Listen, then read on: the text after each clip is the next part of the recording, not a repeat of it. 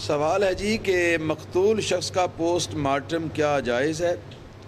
شرعاً مقتول کے جسم کا طبی معائنہ اس طرح کرنا کہ اس کے زخموں کو کھول کر دیکھنا اور اس کے زخم جو ہیں ان کے بارے میں اندازہ کرنا کہ کس حد تک اس کو ضربات لگی ہوئی ہیں، اس حد تک تو اجازت ہو سکتی، مگر اس سے آگے بڑھ کر جہاں اس کی شرمگاہ کو دیکھنے یا ہاتھ لگانے کا مرحلہ آئے، یا یہ کہ اس کے جسم کی چیر پھاڑ ہو،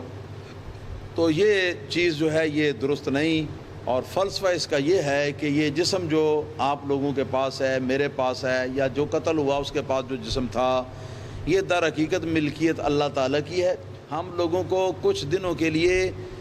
مخصوص طریقوں سے اس کو یوز کرنے کے لیے، اس کو استعمال کرنے اور اس سے فوائد حاصل کرنے کے لیے اللہ پاک نے یہ بدن ہمیں عطا فرمایا ہے۔ تو جس حد تک اس کی اجازت ہے اس حد تک ہم اس بدن سے کام لے سکتے ہیں۔ اس کی اجازت سے بڑھ کر اگر ہم کوئی بھی کام کریں گے اس بدن کے معاملے میں تو یہ چیز جو ہے یہ خلاف شرع ہوگی، اور چونکہ اس بدن کو چیرنے پھاڑنے کی اللہ پاک نے اجازت نہیں دی، اس لیے یہ چیز جو ہے یہ ناجائز ہے۔